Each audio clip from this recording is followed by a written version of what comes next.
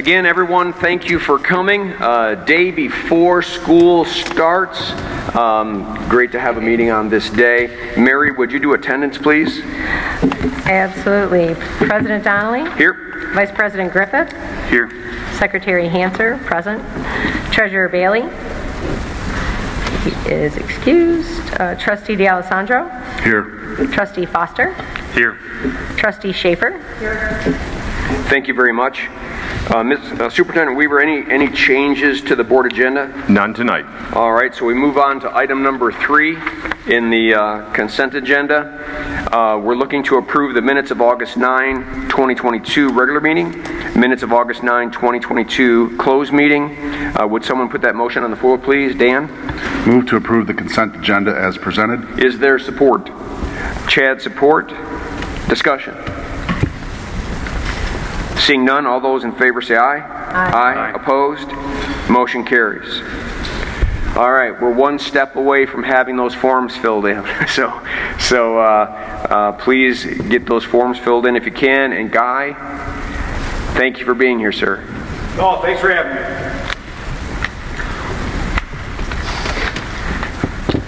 It's good to see everyone. Appreciate everybody coming out, learn some more about Crossroads here.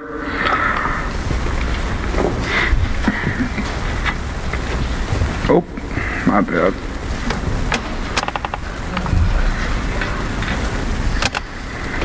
Okay, a little quote there. When we switched over in January 2021, we switched from going from abuse neglect wards to all adjudication.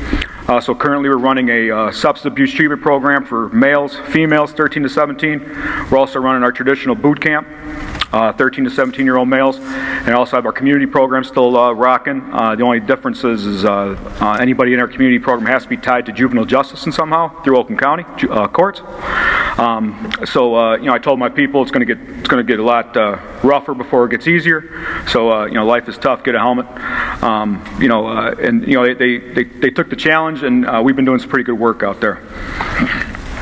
Some of our building goals for the 2022-2023 season. We've been back in session. A couple years ago, I implemented a more balanced type calendar out there, along with our summer school session. We only have two-week summer break weeks, so the students that are on campus 365 have access to education. We have a behavior level system at Crossroads. It's a simple red, yellow, and green tracking behaviors every hour. One of our goals this year is to get everybody that walks through our doors to the highest level of our behavior level system. It's never been done before. We got some pretty rough kids in regards to behavior.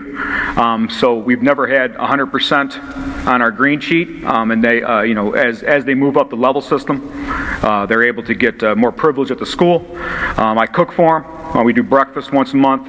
We do a luncheon once a month where I cook again. We also have a school store where they're allowed to purchase items, and a token economy where they can earn cash. What happened to the... Oh, there it is. Thank you.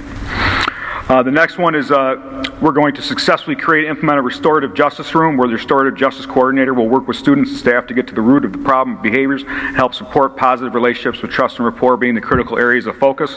The bottom line is at Crossroads, we don't get anywhere unless the kids trust us. And that's number one. I mean, curriculum's like fifth, in my opinion. We have to establish trust. We have to establish rapport, because chances are the adults in these kids' lives have either did some horrible, unspeakable things to them, or they've been telling them where they're going to go and what they're going to do through the court system. So instead of giving them the company line that you're going to get educated here, we have to establish that trust before we do anything. In years past, when I was, last year we had a little struggle with staffing. I was always the restorative type. I can't suspend kids that are in placement. It doesn't make sense to me. They're already in juvenile justice, so why are we suspending kids? So we removed the school removal policy, and now we only have some non-negotiables, like a physical fight, for instance. For example, is a 2-day suspension, if you want to call it that, school removal, where I have to contact everybody, probation officers, parents, everybody involved in the fight, and then we have to mediate it the following day. But all other behaviors we handle in-house. And when I say we handle in-house is we don't send kids out. We get to the root of the behavior and we address it, and we put some stuff in place so that behavior maybe doesn't happen as often or ceases altogether. Now that I have a restorative person at my building, I got another body at the building, we're going to be able to create a room for that. So when kids are sent out of class, they have a structured process instead of me just winging it, because sometimes it gets a little hectic over there. I got 3-4 kids out at a time. I'm only one person, so now having the extra support is critical for us. And then the last goal is principal and staff will successfully create and implement a student mentoring program where a staff member is responsible for collaborating, communicating with the student, developing an individual learning path specific to the need of the student being mentored. As I told you before, as we individualize everything at Crossroads, part of the intake process is building an educational path for each specific student, whether that be a credit recovery towards a diploma, certificate of completion, or a GED, because we're a private GED testing site. And then we work at that path, we work keeping that kid on that path until they are taken out of the system. We've had a lot of success with that, especially in the GED realm. So now that establishing a mentoring program where my teachers are part of that path, and it's not just me and the student creating, but it's the whole team. Only having 5 staff members out there, we can really hammer home those goals and help the kids be successful. Some points of pride from last year. I was super proud of my people. They're phenomenal. I mean, their hearts are super big. They're very intelligent. They deal with me every day. Love them to death. But we successfully maintain a high level of learning despite the very difficult year staffing. I lost a teacher. I lost a secretary last year. I lost 2 teachers, excuse me. I was back in the classroom half the day without a secretary. I was teaching world history again. I was in a credit recovery lab along with being the principal. Doesn't really work too well, but we made the best of it. So I was very proud of my people because they came every day, smiles on their face, and we have quick memories at Crossroads. We have to, because when a kid does lose their temper and say some pretty awful things to my people, we can't take that personally. We never do. We're like a Etch-a-Sketch. We just shake it out and start the next day over, brand new, smile, welcome at the door, and all that good stuff. Last year we had 6 GED completers, 2 high school graduates. That's a big deal. Especially coming off the pandemic, most of our students, they're from all over the state, but most of our students right now are from Wayne County. If you know anything about Detroit Public Schools, when the shutdown happened, their attendance was nil to none, especially for your at-risk students. So I got kids that haven't been to school 2-3 years, and trying to get them back acclimated into a brick and mortar type building has been a real challenge for us. But the kids that do buy in, we've had a lot of success. And with the 6 GED completers and 2 high school graduates, that's 6 for 6, by the way. It's 100% pass rate on that GED. I give that to my people because they got a great GED prep plan. And then students earned an average of 4.5 credits during the second semester in summer school of the 21-22 school year. That's the highest average yet. As you know, that semester they can earn 3 credits. They took advantage of our credit recovery labs and earned on average 4.5 credits, which is more than these students have ever achieved in a public school realm. So really cool stuff there. And then, always trying to think outside the box at Crossroads. We established a firewood business. So the kids chop wood on Tuesday afternoons. It's supervised, okay, supervised. But they sell it to the community. It's out on Old Drainer Road. If you guys have fires and stuff, please come on by my firewood. I appreciate that. But it's completely student run. They bushel it, bundle it, whatever you want to call it, sell it. We use the proceeds strictly for the kids. We just bought new uniforms for our substance abuse programs. But it's we just sold our 840th bundle of wood, so I'm doing very well in that regards. Like I said, I'm constantly looking for ways to help these kids work with their hands and do something outside of algebra. It's a one-hall school hall, so it gets kind of tedious after a while. So trying to think along those lines, the firewood business has been a big success. Looking at doing some furniture restoration this year. It's a little hobby I do on the side. Obviously, need the agency to partner with me on that, but looking at writing a grant for that as well. And then on a personal level, with how busy things have been, my dissertation, Exploring Education in the Juvenile Justice System, was approved for defense in January. So as of January 2023, I'll defend my dissertation on education in juvenile justice and be a professor, finally. It's been a long time coming. But that's a personal point of pride of my own. And this is what it's all about, people, is working with kids. I got permission to use these two examples of some students, and I really think that you can't get the essence of a school unless you have some personal experiences. And my kids, because they're incarcerated, they can't come to a board meeting just like that, and I can't just pick them up and drive them and then drive them back, or else they'd come here and they'd talk to what they do there. And I think that that's very important, because the work we do there is endless. It's a this is a real tragedy what these kids have gone through. The environments that they're brought up in. This Jeremiah Neely, for instance, he was a year and a half behind in credits as a junior in high school. He came to me as a 3-time felon, weapons, armed robbery, felonious assault. He was in a gunfight before he even got arrested, and if it wasn't for the police intervening in that gunfight, he probably would not be here today. Getting arrested saved his life, and he told me that. That was like our second meeting together. But he successfully completed our boot camp program. He was released on house arrest with the expectation to be off probation October 1. He earned all his credits that he was behind at OCDS, and then hopefully everything works out perfectly, and he will graduate from L'Anse Creuse North High School in May of 2023.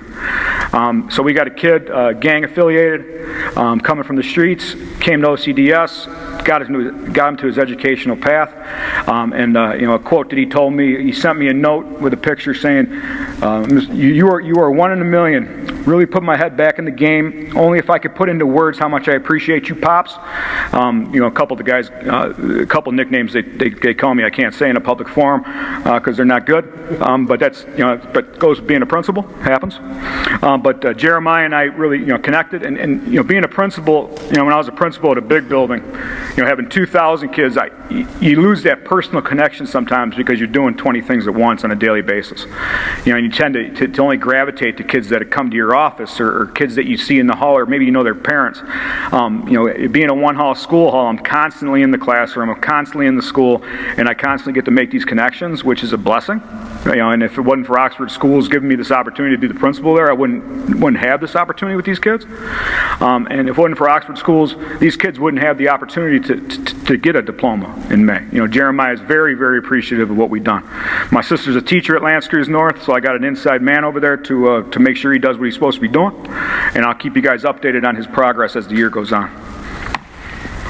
Another one of my students here, Ahmad Ali Yusuf, was a Syrian refugee. He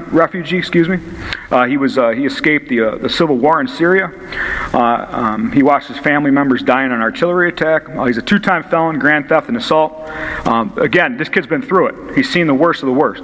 He's seen evil. He came to OCDS, the only thing he told me when he got there is that, I just want to graduate and start working, because his dad owns a pretty large construction business in Dearborn. He only missed 1 week in his boot camp program. He's about to be released. He's still with me, free and clear from probation. That rarely happens, which is a good thing.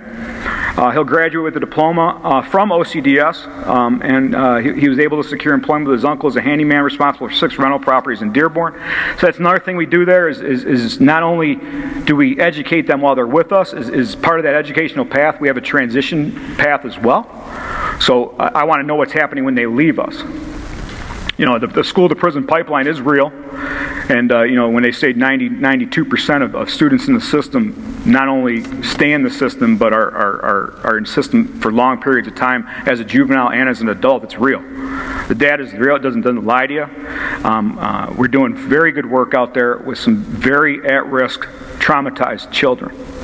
So I applaud this. This kid did an excellent job. He's going to graduate from us, and I'm super proud of him. And then he has a little quote here. It says, Ahmad said the following about his time at OCDS. To tell you the truth, Mr. C, this is the only place I ever felt like adults actually cared. I promise I'm not going to forget this second chance you provided me. And like those type of conversations we have is what makes, what makes us come back every day, besides the paycheck and benefits, stuff like that. But like, that personal connection with kids, having 30, 40 kids in a building and 4 teachers, we're like almost like a family out there, is what these kids need. It's what they're lacking in the community, and that's what we provide. So very proud of these 2 young men, and obviously I always share with you guys the success stories, but I don't want you guys to think that we only have success stories out there. Every day is difficult. I've been in the clinic, 3, 4 times, physically assaulted. I know you're laughing up there. I know, yeah, because it's always funny when a guy goes to the clinic. I know, but it's just hard work, and I think it's super important to realize that every time we fall, we get back up, and that's the culture we have out there. Because how many mistakes these kids make, they're still kids. And if we don't give them a second, third, fifth, sixth chance, shoot, if I didn't get a second, third, fifth, sixth chance, I wouldn't be here standing here talking to you. So it's very important to me. And I think you guys know my passion is that building. So we're ready for another successful year. Like I said, we've been in session. We're rarely closed out there.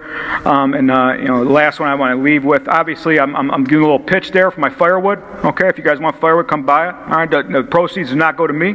I know some of you think it does, but it doesn't. Never let success go to your head, and never let failure consume your heart. Super important, because it doesn't matter if you're having a good day or a bad day. The next day is going to come. So you got to keep your life on an even keel, and that's what we try to get these kids. These kids have really high emotions, so we try to keep them grounded, and we try to do what's best for them. So that's all I have. What questions do you have for me?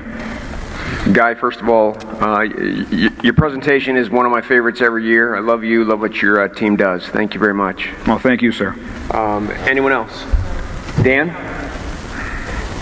Guy, I'm not laughing at you, I'm smiling at you, because you know what happens. Every time you go to the clinic, as they say, you come back. Mm-hmm. And that's what we should remember. Mm-hmm. And that's what the kids are. You get knocked down, you come back, even the ones that knock you down probably at times. But if you need any wood, I have plenty. I've got a lot that I'm trying to get rid of, so I will bring it to you, and you guys can chop it up and sell it and do whatever you need to do with it. But thank you. Super proud of the work that you do, and not only that, but the passion that you and your team have. Fantastic.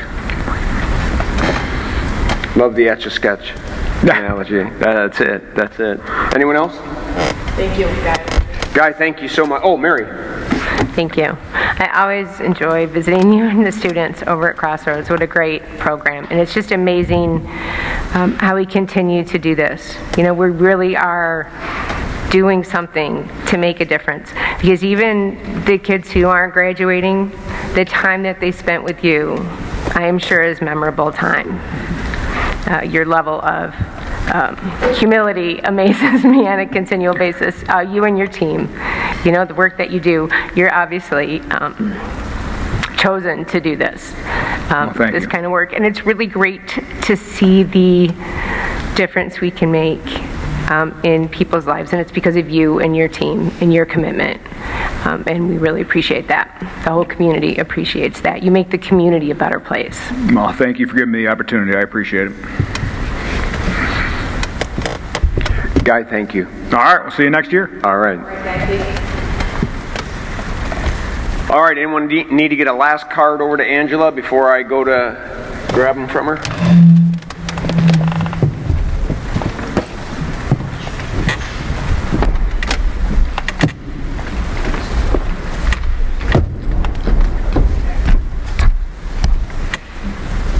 Microphone. What's that? There's another microphone. Well, this one. Oh, right here. Sorry, I didn't know it was on a tripod.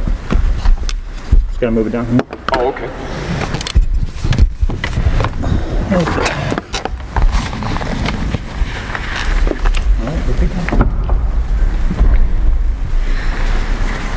All right. We have 2 people wishing to speak. Andrea Jones.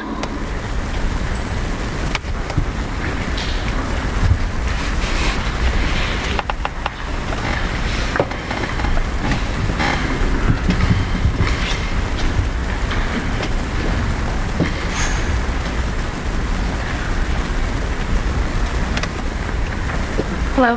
Hello. So I wanted to talk about the third-party investigation.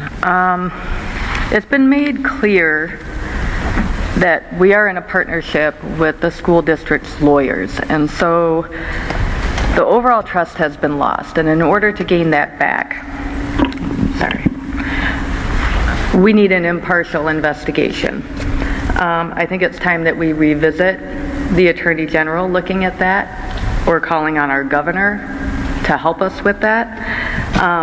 In order to reestablish our trust and communication, this is needed for our community. You're asking to improve that communication with us and to improve that trust, and that's how that is done.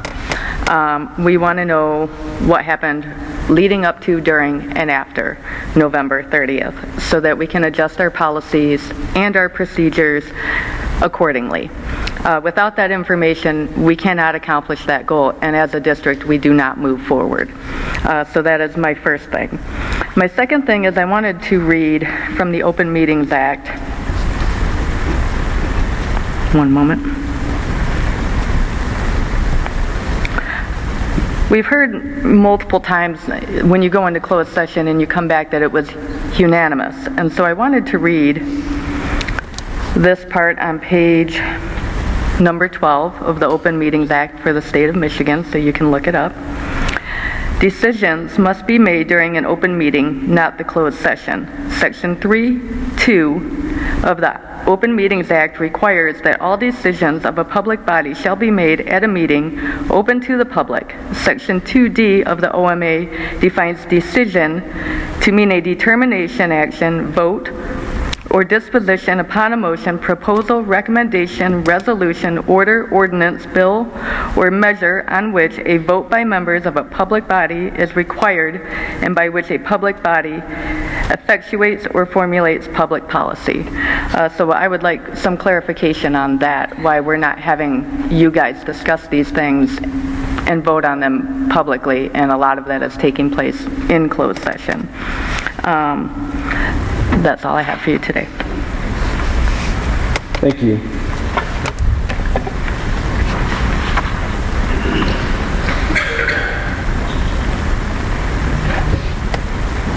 Lori?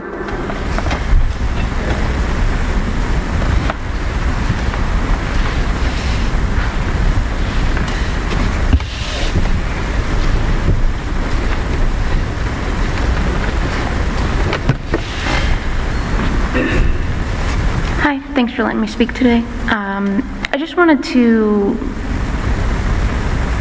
kind of request that for the next school, I would love to say that this is the last time this is going to happen in Michigan, but I don't believe that it is. Facts show that, stats show that it's going to happen again to another school in Michigan. And my concern is, I appreciate that this board has heard the community and made the decision to go ahead and start with an investigation. It did take quite a while. And I understand that this is just me coming up with this on my own, but I believe the reason that is everything to do with insurance and lawyers. Not encouraging an investigation right away, and we see the other schools that have investigations, they've had them, that they had them quickly because their governor ordered them. And what I think we need to do, what I appreciate it if you guys would do, is put something together about your experience with the days, the months after November 30th, and what it was like, what you were being told, what you were hearing about doing an investigation, both from the community but also from your guidance, your lawyers, your insurance company, and what made it difficult to make that decision to go ahead with the investigation. Again, I have no proof on this, but I assume you're being told the negatives that could come through from an investigation and how it could harm the district and the students in the district in the long run. But the reality is the investigation is about finding out what went wrong so that not only our school can find out what we can do to better ourselves for the next anything coming up, but also so any other Michigan school can as well. And this will happen again in Michigan, and if there's a state law that says you have to have an investigation, whether it's state-led or you pay somebody, an investigation has to be started within so many days, months, and has to be completed within this certain amount of time, and be given up to be reviewed by our government so they can see what laws need to be put in place for all of our schools so every Michigan student is safer. I'd really appreciate it if you guys would consider that.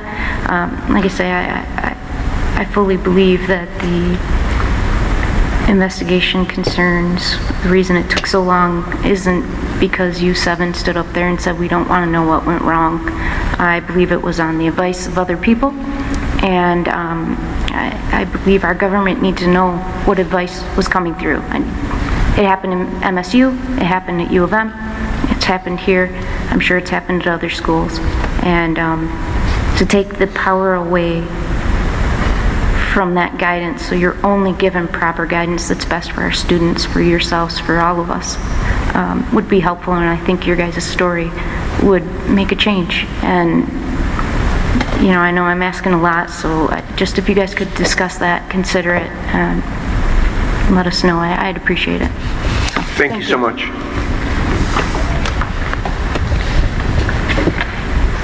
We don't have any other cards, and we are going to now do a motion to go into closed session. So I do want to speak to Andrea, the second part of what you said.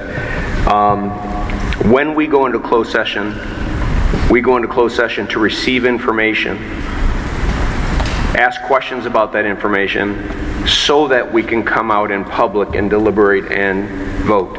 We do not do any deliberating and voting in closed session, or we break the Open Meetings Act. So we go there to listen, we go there to hear, we go there to understand, then we come out and may act in that meeting, or we may sit a few weeks and study and then act again. But all of our actions and votes take place in front of you all, and I just want to make that clear. We're on to we're now going to Board of Education matters. We have a motion to go into closed session. Would someone like to put that on the floor, please? Mary? Move to meet in closed session pursuant to the Open Meetings Act, Section 8H, to consider material exempt from discussion or disclosure by state or federal statute. Attorney-client privilege. Written opinion. All right, is there support? Chad, support? Any discussion? Seeing none, roll call vote. Ms. Schaefer? No. Mr. D'Alessandro? Yes. Mr. Foster? Yes. Ms. Hanser? Yes. Mr. Bailey is absent. Mr. Griffith? Yes. Mr. Donnelly? Yes. Do we have 5 yeses? We do. All right. We're going into closed session, and we'll be back shortly for curriculum and instruction. Thank you everyone for your patience. We are moving to curriculum and instruction. Anita and Steve, you have a joint presentation? Thank you. No presentation, unfortunately. We submitted the district's course catalog. We do need to go back and make one small addition to it, so we're in hopes to come back in 2 weeks at the next board meeting and seek approval then. So you want us to put a motion to approve what you have at this point. Next meeting, we will approve an added portion. Yes, please. Thank you. Thank you. Would someone like to put this motion on the floor, please? Eric? Move to approve the 2022-2023 district course catalog as presented. Thank you. Is there support? Mary, support? Discussion. What's the one section that's not in, that's coming next month? Or next meeting? What's the one section that's not in? I'm just curious. It's in our Oxford Virtual Academy. OVA? Yes. Okay, thank you. Any other discussion points? Yes? I think I'm confused. How, see it till next week, or next meeting, how are we approving it? Am I misunderstanding? Yeah, it is in your, sorry, Mr. Kelly, I'll explain. So, it is in your packet, so it is there. Really what it is a combination of all the different buildings course catalogs. You have done this for it's a requirement for the people accounting manual. So when they come in to audit our courses, it has to be registered, and that way they know that there's a district course catalog that has all the courses that we offer. So it is in there tonight. At the last minute, we had some shared time schools that wanted a particular course that had been removed because it hadn't been popular the last couple of years. And so at that point, because they had requested it, and we do try to be accommodating, I said that we could add the course, but it would have to wait, that we would then take tonight, because we need to have it to start the school year officially. And then we would bring it back probably towards the end of September, because I'm going to give OVA a little bit more time. They are they have a very complex, and we need to be flexible, a little bit more flexible with them, and sometimes the state rules are not quite like that, but this is totally within the state rules. So then we'll bring back the course catalog again for you to approve it in its entirety at that point, but we do need you to do that tonight. So it is in your course, in your board packet. Okay, good. Yeah, so I did see it there. I was familiar with, familiar with the process. So I guess, so right now we'll approve what's there today, and the next time we're essentially approving an amendment. You're basically, yes, you'll approve the whole thing. We'll just do it all again, together again, but it'll just have that section, and we'll point out to you what was added, so you know. Dan? So my understanding is when we have this presented again, it will be called the amended district course catalog. Yes. Or the motion will state that. Any other discussion? Seeing none, all those in favor say aye. Aye. Opposed? Motion carries. Thank you. Sam, I don't see anything under there. David Pass, I don't see anything.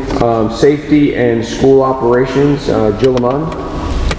Hi, good evening. At the last board meeting, you did approve a purchase for us for Chromebooks, and if you remember, there was a typo. It was $1,800 instead of $1,300. We just wanted to make sure we did approve the correct amount of money, but not the correct number of machines.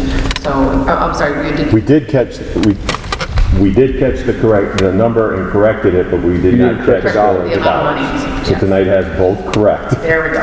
So I would ask for your approval for what I was hoping for at the last meeting for the Chromebook purchase. All right, very good. Would someone like to put this motion on the floor? Chad? Move to approve to purchase 1,300 Chromebooks from Intercom TSG for the total amount of $465,400. Is there support? Heather, support? Any discussion? Dan? So in making this motion, it automatically stops the previous purchase for whatever amount of money. I just want to make sure that it's factored in the accounting system where we don't have 2,600 Chromebooks. Because if you see a line item that says 1,300 and you have a dollar figure, then you see another 1,300 and another dollar figure, it needs to be made perfectly clear in our financial accounting, which I'm sure Sam will do. So Sam, basically what he's asking is, theoretically we've created two motions within 2 meetings on the same subject. Your office is clear that one's dead and this one's alive at this price. That's correct. We're going off of whatever the board approves, and so that invoice will be reflective of the most current amount. Okay. I was just looking over, I'm sorry. Go ahead. I was looking over my notes, I'm sorry, I don't have the minutes in front of me. We didn't vote on it, did we? We did vote on it? We did vote on it. Okay, I just made But the note. dollar figure was bigger. Okay, in print, but we said the right thing out loud. Correct. Okay, so we're just reaffirming it. Yes, ma'am. Oh, I see, these two things different. It was the wrong amount. Okay. Thank you. Any other discussion? Seeing none, all those in favor say aye. Aye. Opposed? Motion carries. Jill, also, I see you're going to be talking about the threat assessment process. Sure. So I do want to highlight yesterday evening we had a fantastic meeting here at the high school. We invited any and all high school families, including their students, parents, and students to come. Ms. Schaefer was in attendance. I don't know if she's in comments, but we did have approximately 70, 75 folks in the audience, and there is a link to that presentation and the entire video content that was sent out earlier today. So I want to make sure the community is aware of that. We were able to capture quite a few questions in a Q&A session that I thought was very valuable, and I hope the community will look to that video for further guidance. In listening to some of the community feedback we've gotten both at the board meetings and through other ways, I did hear that we wanted to review our threat assessment policies. So this is actually a presentation, many parts of it that we went through in January, but I do want to just reiterate our actual policies, and we are rooted in policy here in the district, and we do have many very strong threat assessment policies and procedures that I just want to kind of briefly go through tonight and remind the public that this is also available on our website, not only under the board packet, but then also under our board policies and forms. So we do have a dangerous weapons policy, and then in Michigan law as well, we were made to adopt this. Mandatory expulsion for anyone with a dangerous weapon, and it goes further to describe which firearms or certain knives do qualify as those dangerous weapons, that we have no choice but to expel students. So those sort of, while they do go through our discipline tribunal, it's just a matter of due process because there is no choice in the matter. We must expel those students. We have board policy 8400, which includes threat assessment. And I do want to make very clear, our threat assessment forms and procedures are based off of Neola's policies. Many districts throughout the Midwest and throughout the United States have identical or extremely similar policies to ours. And we do go above and beyond those policies, but at a minimum we have those in place. They were designed using the United States Secret Service threat assessment model, which is common and best practice in most of Michigan schools. And I did become aware earlier this week in one of my safety committees at the state level through the Michigan State Police that they're going to be providing additional statewide training on a Sigma model that would fit closely with what we're doing now as well.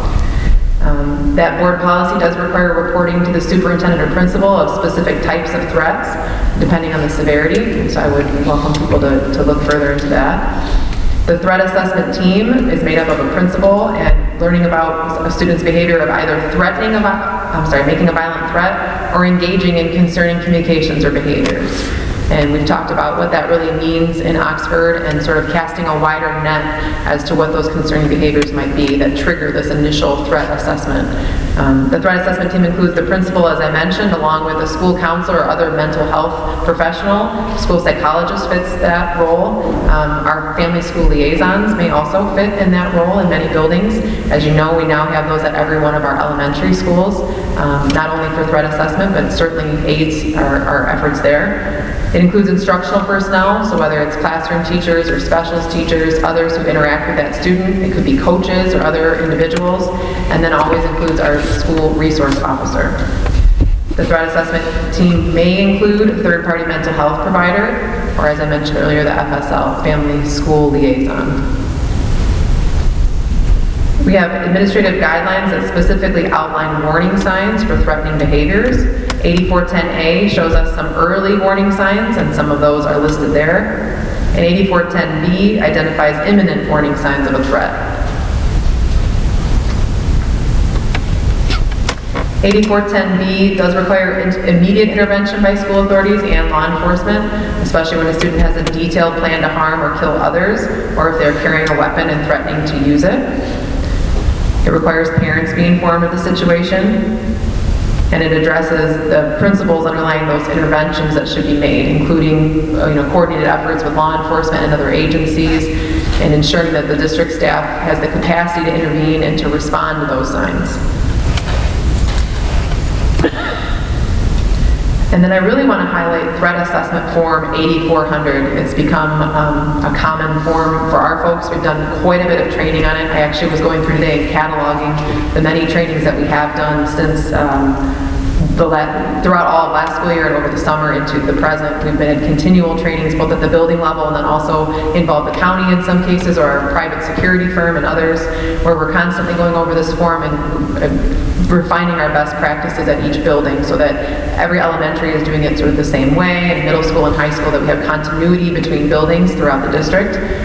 This includes the threat details. It has to do with tiering the threat, whether it's a high, medium, or low-level threat, and then looking at the context surrounding the threat, age of the child, potential disabilities of the child, and things of that nature.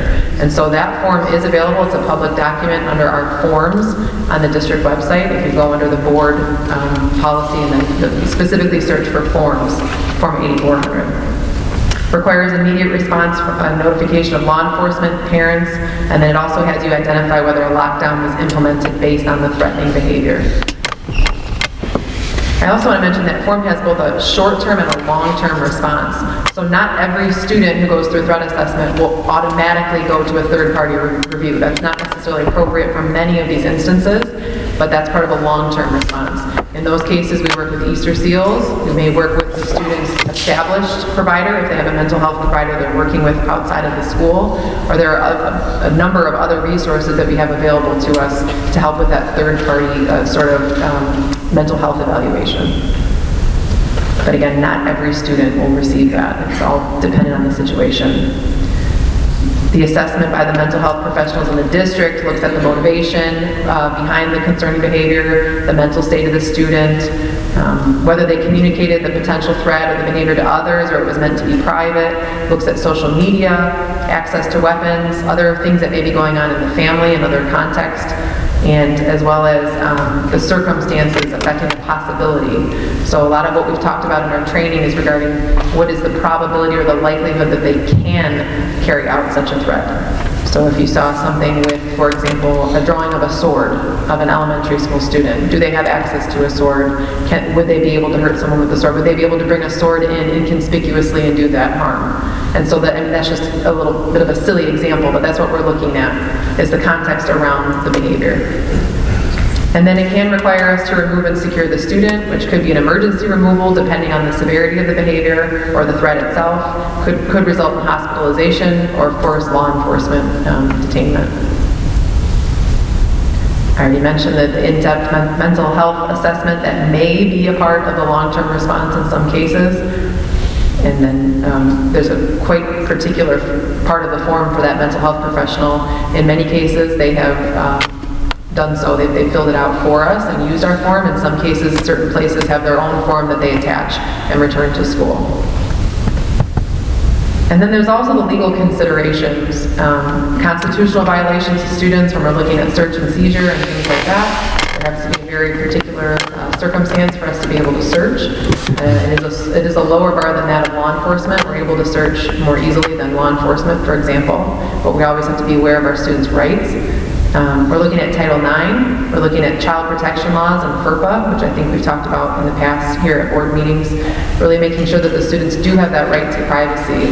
And I want to bring that up tonight. It's especially pertinent when we're communicating with families on those instances where a threat assessment is occurring because a weapon was involved, for example, and we're letting our families know we cannot always and frequently cannot communicate the results of those assessments because of the students' rights. We cannot share discipline information with just the community at large because, we want to, we can't. And sometimes we have the police involved and there's an active police investigation, in which case we also cannot communicate. And so I want to be very clear, we communicate as much as we possibly can, and we're committed to that transparency, but we have a lot of constrictions on what we're able to share with all of you. And so these are just some of the laws we have to follow. And again, also the IDEA Act, we're looking at our special education students. When I talked about that context, is there a disability? Is there a specific reason why that student may be making threatening utterances, for example? And including their special education caseload teacher and other professionals who work with them in the threat assessment is imperative to ensure that we have an accurate picture of what's happening with the student. I mentioned search and seizure. We do have a board policy attached to that, search and seizure.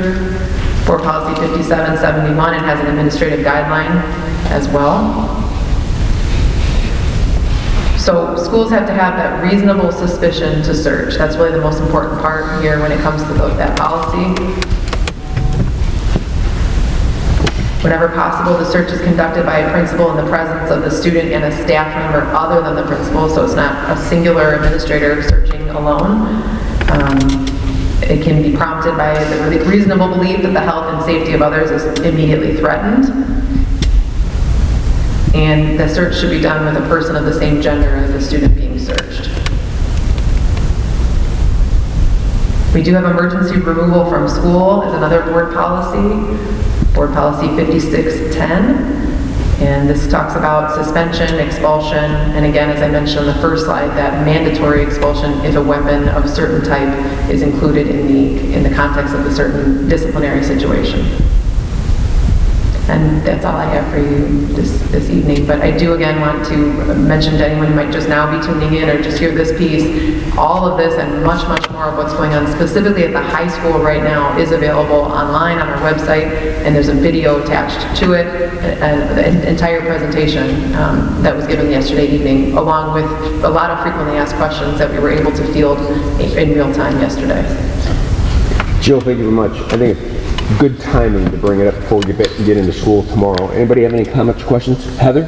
Can we go back to the 8410A and 8410B when we were talking about engaging in threatening communication? Is this the one you're looking at? Yes, I think so. It's so small from here. I think so. Expressions of violence in writings and drawings, is that? Yep, specifically, yes. I can barely see it. Let's talk about that for a minute. Expression of violence in writings and drawings. So give an example of that. Was that the sword example that you gave? The sword example is one, but I mean, we're looking at anything that may be concerning. So we've had, two individuals who are fighting can be concerning. That doesn't mean you're going to go through an entire Form 8400, but it may mean that you do the short-term, the short-term pieces and parts of it, where you're looking at it, looking at the context, and they say, well, I was fighting with my sibling yesterday. And then you talk with mom at home and confirm that story is accurate, and talk with the classroom teacher and know they're not a violent student, and paint an entire picture of that student before determining whether they need to continue into further threat assessment or if that individual situation is isolated and complete. But we're looking at, so some of the okay to say items that have come my way have been social media that sort of fit into this category. Social media posts that might be concerning that come to our attention. We're looking at those as well. So a follow-up, so I'm just curious because I feel like a lot of people are going to wonder about this. Would a situation that happened like on the 29th be require an 8400 form? At this point, yes. Explain why yes. But it did require one then or not? We are casting a wider net now and looking at 8410A as though it is an imminent warning sign. So while 8410B shows those imminent warning signs that are very particular, severe destruction of property, rage, those things that are evident that a threat is imminent, that's when we're doing, sort of those same assessments at the time. Now we're looking at anything that could be concerning and elevating it. It's the same way we were behaving last year at the end of the school year, and we're continuing that into the fall. So I was just going to say, so what you've done is what we put into place, that it's all going to be elevated. We're continuing that same commitment in this next school year. We are, and I believe have staffed appropriately to respond to that need with the family school liaisons in the elementary schools. That's going to be a big piece of ensuring we don't burn out our staff when we are doing so many threat assessments that we may not have had to do previously. I think, thank you for asking that, because I think the community really wanted to know the answer to that question. Anything else? Please. Thanks. Jill, thanks for the presentation. So I'm just thinking about communication. That's a hot topic with a lot of folks in the community, and I think when you first started going down that topic, the first thing that came to my mind was FERPA requirements, legal requirements that cause us to withhold some of that information. And I think, so some follow-up emails that we had gotten from some community members, we were able to, and I forget the full context, but it was something that just happened, in the last couple of weeks. But we were able to speak into that and help these folks understand the reasons behind why the rest of that information wasn't in there. I guess as we go forward, maybe we just keep in the back of our mind what type of wording can we use in these emails to help folks understand. I'm holding, or I shouldn't say that, we're unable to give you all of the detail, but this is why. It's not because it's not being investigated. It's not because it's felt in the cracks. It's in law enforcement's hands, or I don't know what that wording needs to be, but I want to make sure that we're giving a complete, as complete of a picture we can for them. Does that make sense? Yeah, absolutely. And I did receive some of that feedback. Mr. Weaver and I have discussed it. Maybe just putting in one or two lines in each of them that sort of explains why we have that constraint, right? If we do, in fact, have one. Yeah, and I think that's probably keeping it in as a standing part of every one of those emails. Thank you. Yeah. Yes. Quick follow-up. Just a quick follow-up. I want to clarify again, going back to that 8410, writings or drawings, uncontrolled anger, access to firearms, threats of violence. Are we asking them if they have access to firearms? Yep, that's part of the threat assessment. Parents or the guardians or anybody that knows them? That is part of the threat assessment form. Okay. Dan? So I want to make sure that I understand, because if I don't understand, I think other people might have a question as well. Prior to the 8410 form, we've expanded this, correct? Prior to the 30th, was it the Neola policy that was written in a manner that did not elevate it to require a threat assessment being made? We're not looking, so for example, a violent writing, a sword, is not a threat. So it wouldn't necessarily have triggered threat assessment because it is not an imminent warning sign of a threat. It's not by nature threatening. It's a weapon, right? And so now we're casting a wider net and saying even those early warning signs, which may be a drawing, for an example, or writings or other concerning behavior, is activating this threat assessment. We're treating it as though it is a threat. But by the very definition, it's not a threat. But that is a step above what it was before. That is, and that's above and beyond what our policies require of us, and that's above and beyond what many of the other districts around us are doing at present. And I wanted to be sure that I understood it, that it's a step over and above what it was before, and not just a wordsmith of what we had in the past. Correct. Thank you. Thank you, Dan. Anyone else? Thank you so much. All right, board members, 11, you have first day of school. You've got a record of our upcoming meetings. Superintendent Weaver, anything under clarification that you have? Not really, just we're excited for tomorrow, our welcome back. Just want to make sure that board members know that they are all invited to the welcome back for staff tomorrow. It begins at 11:30 here in the high school. All staff will then be in the PAC by, I think it's about 12:40. And we will be having a bit of an event to welcome everyone back and get the school year started, and have a great opening day, which will be then Thursday. Fantastic. Fantastic. Final board comments.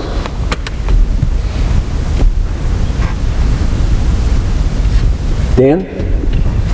So obviously, as Ken said, we have the start of school tomorrow. Thursday. Thursday. Thank you for the clarification. This is probably, I would say this is going to be the most trying year that we've had, ever had. Typically our staff will typically hit that wall come spring break time.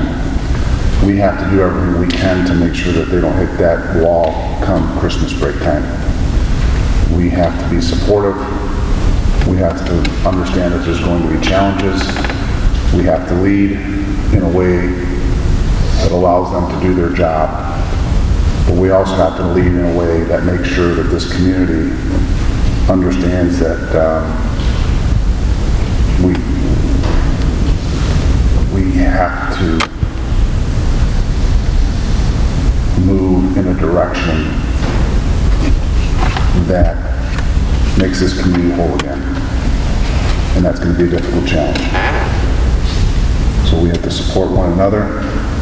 That doesn't mean we have to agree, but to support one another, and I hope that we can all support each other throughout the process. Thank you, Dan. Anyone else? All right. Anything under other? Nothing tonight, sir. Then, it is 8:29. Meeting adjourned. And it's a great day to be a Wildcat. Thank you, everyone. Have a good evening.